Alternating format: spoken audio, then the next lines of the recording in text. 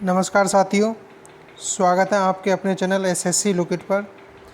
साथियों, ये एसएससी सामान्य अध्ययन का पार्ट 14 है। इसमें एसएससी जीके के प्रश्न करने वाले हैं हम। तो चलिए शुरू करते हैं पहले प्रश्न से। पहला प्रश्न है, इक्विनॉक्स का तात्पर्य किससे होता है? तो इसका राइट आंसर है ऑप्शन ए, दिन और रात समान अवधि के होते हैं। इक्विनॉक्स का तात्पर्य दिन और रात समान अवधि के होते हैं। दूसरा प्रश्न है, उत्तरी गोलार्ध में सबसे छोटा दिन कब होता है? तो इसका राइट आंसर है ऑप्शन सी, 22 दिसंबर उत्तरी गोलार्ध में सबसे छोटा दिन होता है। अगला प्रश्न है, उत्तरी गोलार्ध में कर्क संक्रांति के समय 12 घंटे का दिन होगा। तो इसका उत्तर है ऑप्शन सी, विषुवत रेखा पर। अगला प्रश्न है, कौन सी काल्पनिक रेखा ग्लोब को 2 बराबर भागों में बांटती है? तो इसका आंसर है ऑप्शन सी, विषुवत रेखा।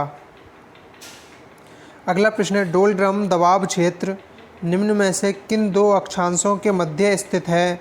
तो इसका उत्तर ऑप्शन डी, 35 डिग्री से 45 डिग्री उत्तरी तथा दक्षिणी अक्षांश के मध्य। अगला प्रश्न है, उपोष्ण उच्च दाब के कटिबंधों को और क्या पुकारते हैं? तो इसका आंसर है ऑप्शन डी, हॉर्स लैटिट्यूड के नाम से पुकारते हैं उपोष्ण उच्च दाब के कटिबंधों को। 7 नंबर प्रश्न है, पृथ्वी के उत्तरी ध्रुव और दक्षिणी ध्रुव को मिलाने वाली रेखा कौन सी है? तो इसका उत्तर है ऑप्शन बी, देशांतर रेखा उत्तरी ध्रुव और दक्षिणी ध्रुव को मिलाने वाली रेखा होती है। अगला प्रश्न है, अंतर्राष्ट्रीय दिनांक रेखा कहाँ से गुजरती है?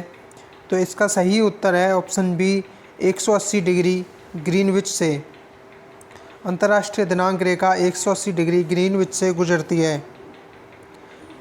9 नंबर प्रश्न है, मानचित्र बनाने के विज्ञान को क्या कहते हैं? तो इसका उत्तर है ऑप्शन सी, कार्टोग्राफी कहा जाता है मानचित्र बनाने के विज्ञान को। अगला प्रश्न है 10 नंबर, अंतर्राष्ट्रीय दिनांक रेखा खींची जाती है। तो इसका उत्तर होगा प्रशांत महासागर से होकर। अंतर्राष्ट्रीय दिनांक रेखा एशिया महाद्वीप से नहीं खींची जाती, अफ्रीका महाद्वीप से नहीं, अटलांटिक महासागर से भी नहीं गुजरती है, यह प्रशांत महासागर से होकर गुजरती है। 11 नंबर प्रश्न है, चंद्र ग्रहण कब होता है? तो इसका उत्तर है ऑप्शन बी, जब पृथ्वी सूर्य और चंद्रमा के बीच में आ जाती है तब चंद्र ग्रहण होता है। 12 नंबर प्रश्न है, सूर्य ग्रहण कब होता है?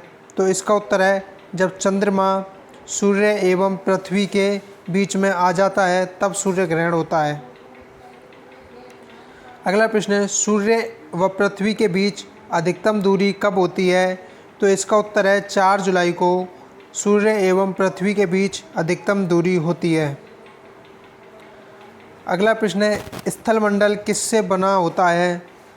तो इसका उत्तर है ऑप्शन सी, पपड़ी और सबसे ऊपरी ठोस परिवार से बना होता है स्थलमंडल। 15 नंबर प्रश्न है, भूपटल पर पाए जाने वाले विभिन्न तत्वों की मात्रा का सही क्रम अवरोही क्रम क्या है? तो इसका उत्तर है ऑप्शन बी, सबसे ज़्यादा ऑक्सीजन पाई जाती है, उसके बाद सिलिकॉन भूपटल पर, उसके बाद एल्यूमिनियम, उसके बाद लोहे का स्थान है और उसके बाद कैल्शियम का। तो भूपटल पर ये चीज़ें क्रम वाइज पाई जाती हैं।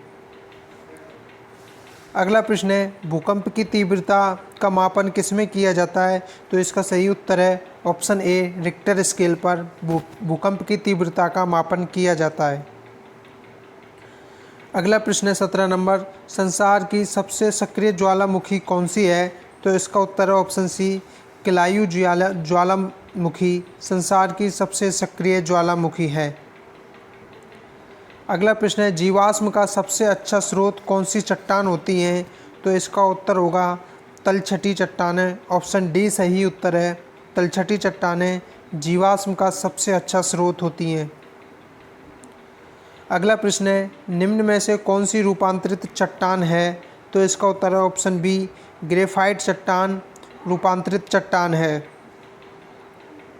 अगला प्रश्न, निम्नलिखित में से कौन सी एक आग्नेय चट्टान नहीं है? तो इसका उत्तर है ऑप्शन बी, नाइस। निम्नलिखित में से कौन सी एक आग्नेय चट्टान नहीं है? तो इसका सही उत्तर होगा ऑप्शन बी, नाइस चट्टान। आग्नेय चट्टान नहीं है। ग्रेफाइट, इनोवा और बेसाल्ट ये आग्नेय चट्टान हैं।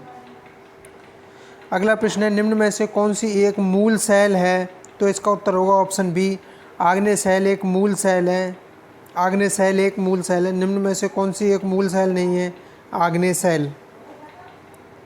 अगला प्रश्न है, कौन सी पर्वत श्रृंखला विश्व की सबसे बड़ी पर्वत श्रृंखला है? तो इसका उत्तर है ऑप्शन सी, एंडीज पर्वतमाला विश्व की सबसे बड़ी पर्वत श्रृंखला है। अगला प्रश्न है, विश्व का सबसे ऊंचा पर्वत शिखर कौन सा है? तो इसका उत्तर होगा कहाँ पर स्थित है? तो इसका उत्तर होगा नेपाल में स्थित है। ऑप्शन सी राइट आंसर है। माउंट एवरेस्ट नेपाल में स्थित है, जो 8,848.86 मीटर ऊंची है। नेपाल में माउंट एवरेस्ट को सागरमाथा के नाम से पुकारते हैं। अगला प्रश्न है, निम्नलिखित में से कौन सा एक विश्व का शुष्क मरुस्थल है? तो इसका उत्तर होगा ऑप्शन ए, आटाकामा मरुस्थल विश्व का एक सबसे शुष्क मरुस्थल है। अगला प्रश्न है, वी आकार की घाटी किससे बनती है? तो इसका उत्तर होगा ऑप्शन ए, नदी से। वी आकार की घाटी नदी के द्वारा बनती है। प्रश्न नंबर 26 है, निम्न में से किसने सुझाव दिया कि पृथ्वी का निर्माण गैसों एवं धूलकणों से हुआ है? तो इसका उत्तर होगा ऑप्शन डी, ऑटो स्मिड ने सुझाव दिया कि पृथ्वी का निर्माण गैसों एवं धूलकणों से होता है। अगला प्रश्न है, आकार की दृष्टि से ग्रहों में पृथ्वी का कौन सा स्थान है? तो इसका उत्तर होगा बी, 5वां स्थान है। आकार की दृष्टि से पृथ्वी पर ग्रहों में पृथ्वी का स्थान 5वां है। अगला प्रश्न 28 नंबर, पृथ्वी की गतियां कितने प्रकार की होती हैं? तो इसका आंसर होगा ऑप्शन ए, 2 प्रकार की गतियां होती हैं पृथ्वी की, परिक्रमण और परिभ्रमण। अगला प्रश्न है, कोरियोलिस प्रभाव किसका परिणाम है? तो इसका उत्तर होगा पृथ्वी के घूर्णन का। कोरियोलिस प्रभाव पृथ्वी के घूर्णन के कारण देखा जाता है। अगला प्रश्न 30 नंबर और अंतिम प्रश्न है, दिन रात जिस कारण से होते हैं वह है? तो इसका उत्तर होगा पृथ्वी के परिभ्रमण के कारण दिन और रात होते हैं। इसका राइट आंसर होगा ऑप्शन बी।